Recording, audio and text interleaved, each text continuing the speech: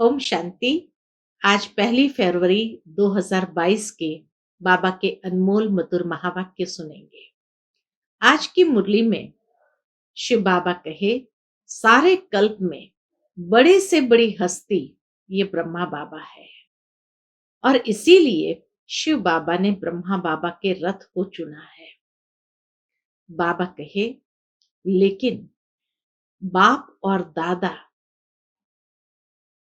शिव बाबा निराकार होते हुए भी कितना निरहंकारी है और ब्रह्मा बाबा इतनी बड़ी हस्ती होने के बावजूद भी साकार में होते इतना ही निरहंकारी है। बाबा कहे, कभी तो शिव बाबा कहते हैं कि ये ब्रह्मा बाबा उस बड़े ते बड़े शिव बाबा जो हीरा बनाने वाले हैं उसकी ये अमूल्य डिब्बी है। तो कभी बाबा कहते हैं ये पुराने ते पुराना लॉन्ग बूट है। परंतु आज की मुरली के अंदर शिव बाबा ने ब्रह्मा बाबा की बहुत बहुत इज्जत की है। बाबा कहे, तुम बच्चों को भी इस ब्रह्मा को ही फॉलो करना है। तो सुनते हैं बाबा के मधुर महावाक्य। ओम शांति। मीठे बच्चे, सारे कल्प में बड़े से बड़ी हस्ती ये ब्रह्मा है। इसमें ही बाप प्रवेश करते हैं, इन्हें ही तुम्हें फॉलो करना है। प्रश्न है आज की मुरली से, बाप और दादा दोनों का विशेष गुण कौन सा है जिसे तुम्हें फॉलो करना है? उत्तर है, बाप निराकारी सुनिरहंकारी है।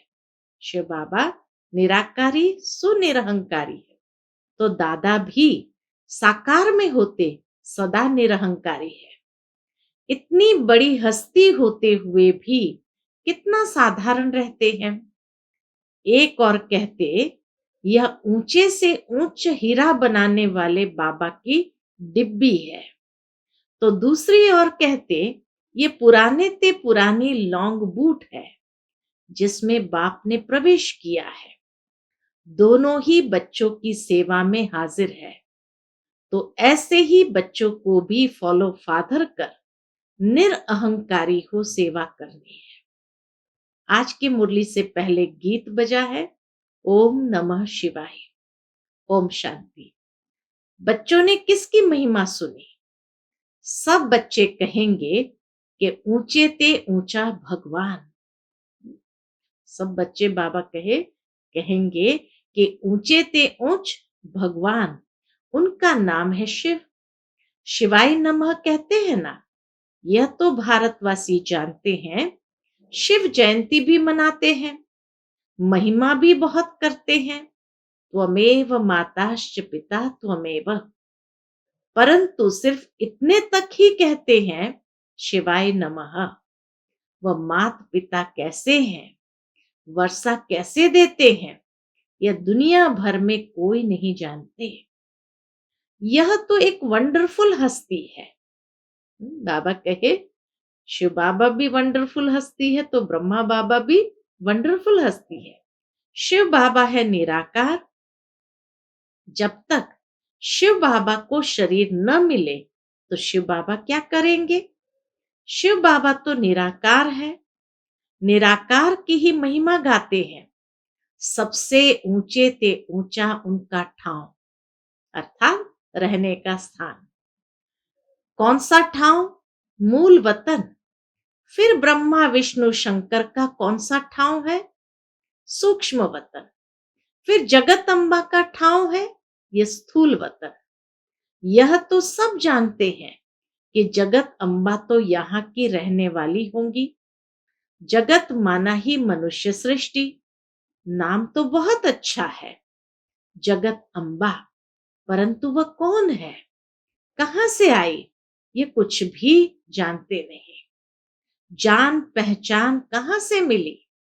जरूर कोई मनुष्य हस्ती से मिलनी चाहिए जिसमें परम पिता परमात्मा आवे। निराकार आत्माएं भी साकार हस्ती में आती है। बाबा कहे, निराकार आत्माएं जब परमधाम से नीचे उतरती है तो जरूर कोई न कोई साकार हस्ती में आती है। बल आत्मा तो जानवर में भी है, परंतु उनका कुछ भी गायन नहीं है। गायन किस हस्ती का होता है? निराकार शिव बाबा का। हाँ, सबसे बड़ी ऊंचे से ऊंची हस्ती शिव बाबा, तो उसी का ही गायन होगा।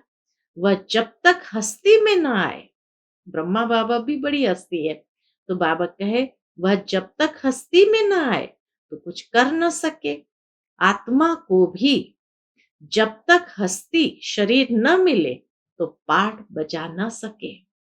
सिर्फ हस्ती का गायन नहीं, बाबा कहे सिर्फ हस्ती का गायन नहीं, हस्ती में जब आत्मा आती है तभी उनका गायन होता है।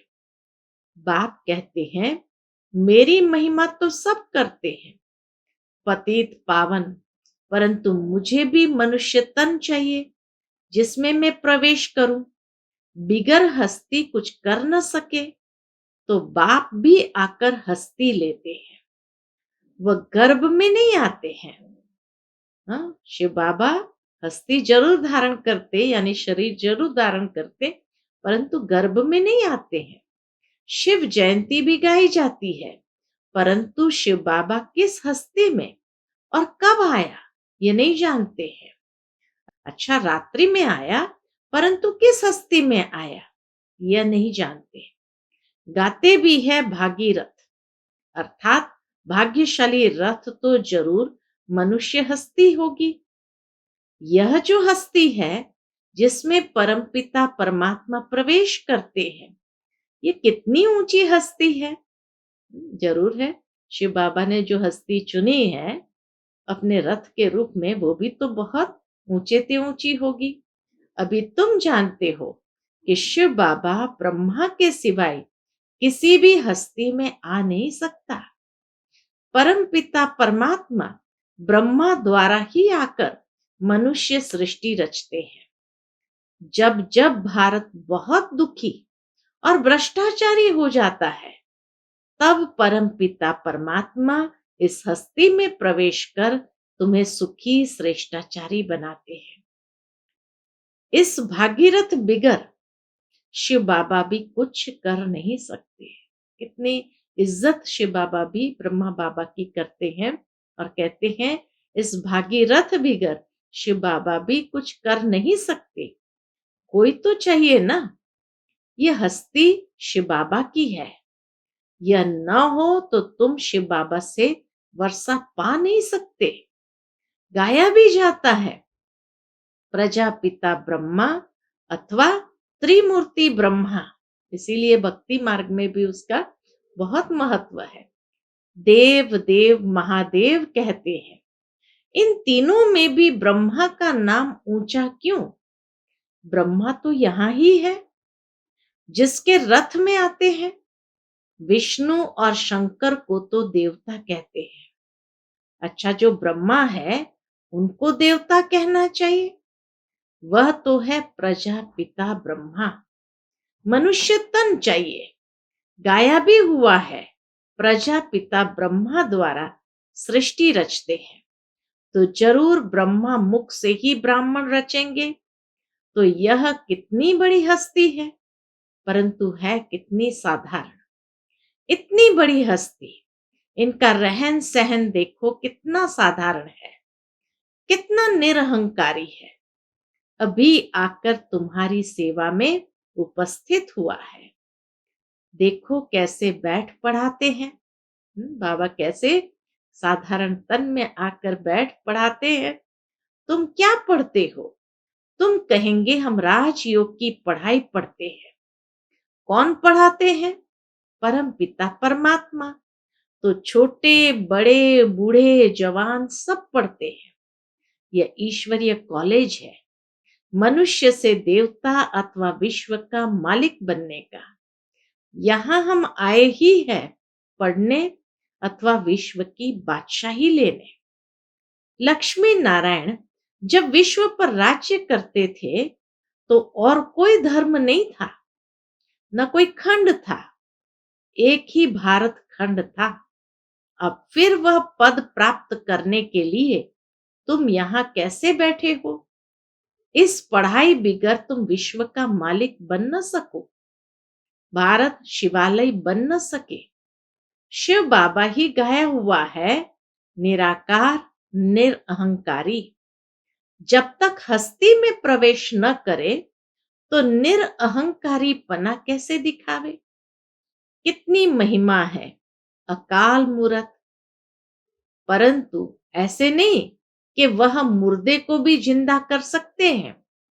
तुम बच्चों को बहुत नशा होना चाहिए कि हमको परमपिता परमात्मा पढ़ा रहे हैं, प्रजापिता ब्रह्मा द्वारा राजयोग सिखला रहे हैं।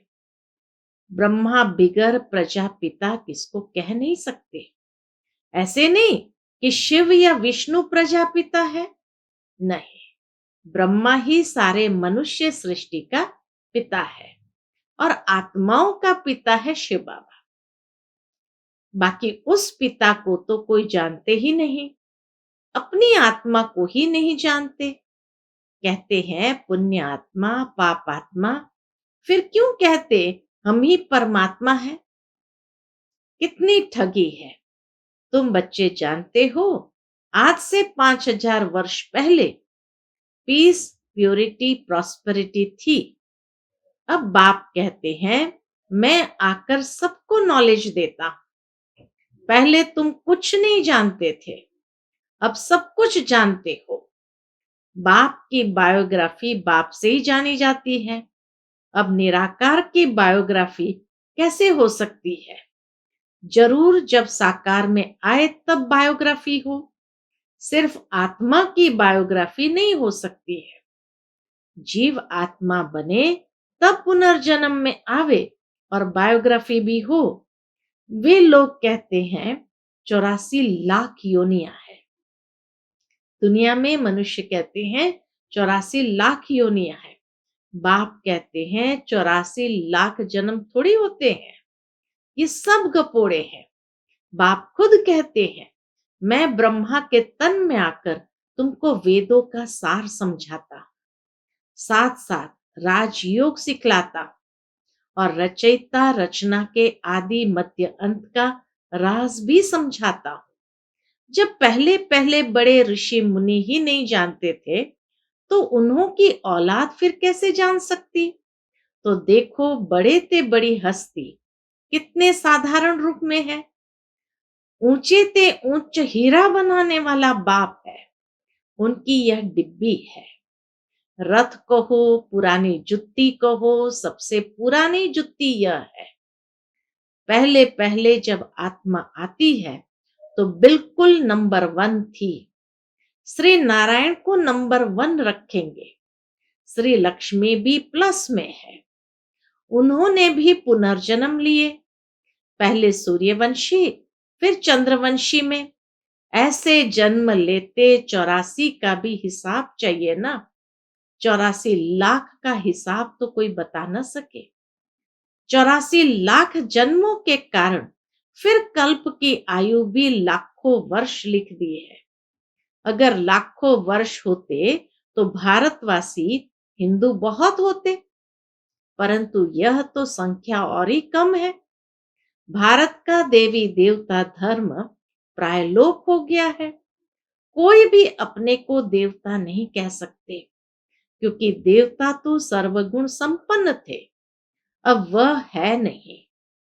रावण राज्य है न कि राम राज्य।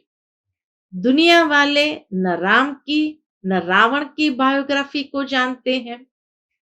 दिन प्रतिदिन रावण की पाग बढ़ती जाती है, रावण का महत्व बढ़ता जाता है, दुनिया पतित होती जाती है। 16 कला से गिरते गिरते 9 कला। सब कहते मुझ निर्गुण हारे में कोई गुण नहीं, आप पे ही तरस करो। तो हम सर्वगुण संपन्न 16 कला संपूर्ण बने। भारत पहले परिस्तान था, कहने मात्र तो कहते हैं, परंतु सृष्टि चक्र को कुछ जानते नहीं। बाप कहते हैं तुमको माया ने तुच्छ बुद्धि बना दिया है, परंतु अपना घमंड कितना है। मनुष्य को माया ने एकदम तुच्छ बुद्धि बना दिया, परंतु अपना घमंड कितना है। तुम बच्चों को बाप कहते हैं। मीठे बच्चे, तुम राम को याद करो तो माला में पिरोने लायक बन जाएंगे। रुद्र माला के बाद होती है विष्णु माला। भगत माला में भक्तों की महिमा होती है। यह रुद्र माला फिर विष्णु माला में पिरोनी है, यानी विष्णु के राज्य में जाते हैं। कितना ऊंचा ज्ञान है। सन्यासी भी दो प्रकार का है। वह है हठयोग सन्यास। कर्म सन्यास तो कभी हो ना सकता। बाबा कहे कर्म सन्यास तो कभी हो नहीं सकता। कर्म बिगर तो मनुष्य रह नहीं सकता। प्राणायाम चढ़ाकर बैठ जाए फिर भी कर्म तो करेंगे ना। अनेक प्रकार से प्रैक्टिस करते हैं। वह कोई राजयोग नहीं, वह है हद का सन्यास, हठयोग सन्यास। वह भी भारत का धर्म है पवित्रता का। बाबा कहे वह भी हठयोग सन्यास भी भारत का धर्म है पवित्रता का। परंतु देवी देवताओं जितना पवित्र और कोई धर्म हो नहीं सकता। वहां कोई सन्यास नहीं करना पड़ता। सतयुग में कोई सन्यास नहीं करना पड़ता, क्योंकि आत्मा पवित्र है तो उनको शरीर भी पवित्र मिलता है। आत्मा में ही खाद पड़ती है। कला कम होते होते पतित बनना है। अभी सभी आत्माएं आयरन एज में है, सब सांवरे हैं। आत्मा जब पवित्र थी तो गोरी थी। अभी आत्मा अपवित्र है तो शरीर भी अपवित्र काले है। गाया भी जाता है श्याम सुंदर। कृष्ण का चित्र भी काला और गोरा बनाते हैं।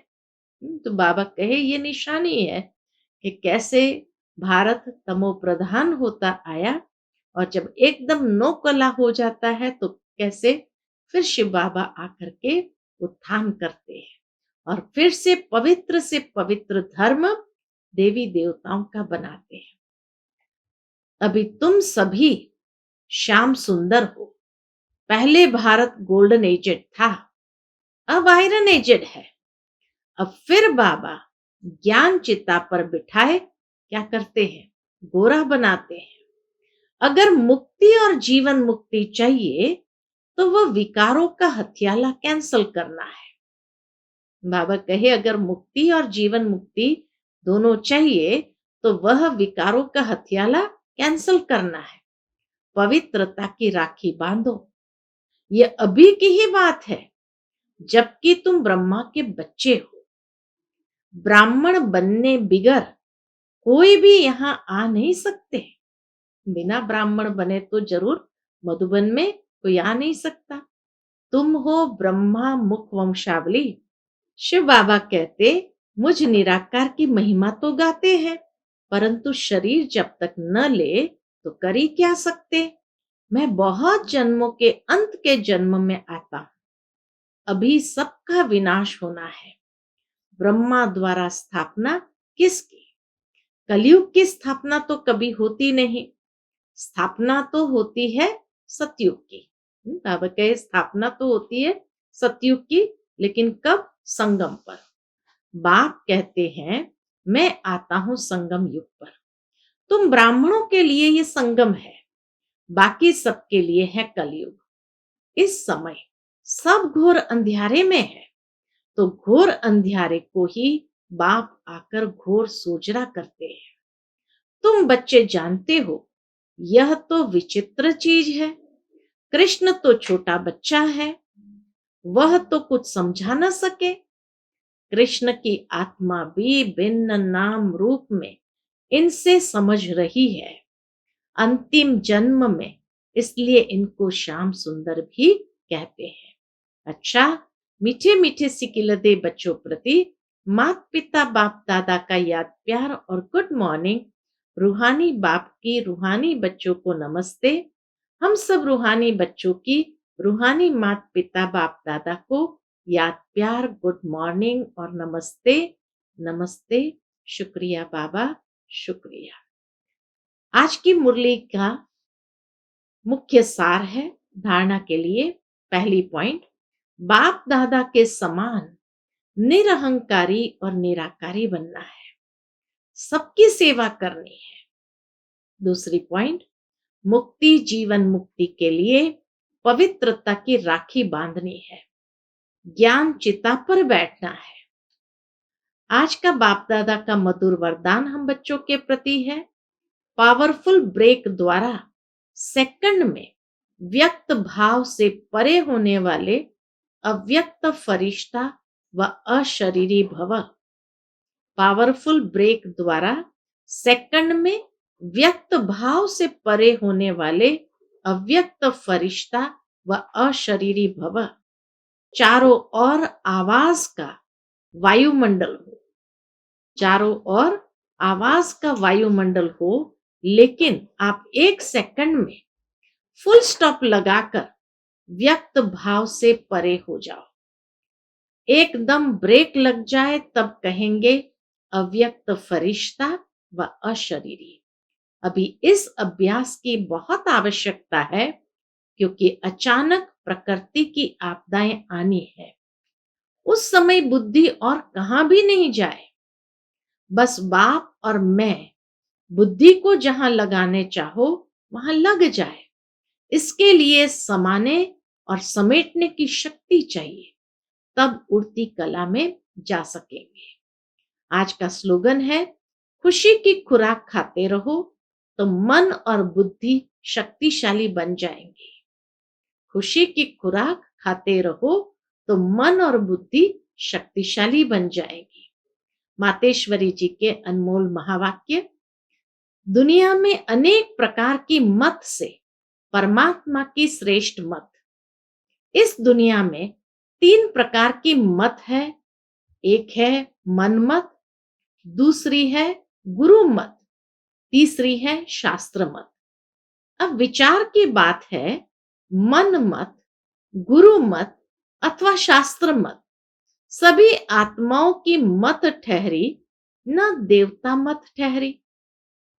बाबा कहे सभी आत्माओं की मत ठहरी, न देवता मत ठहरी, न परमात्मा की मत ठहरी।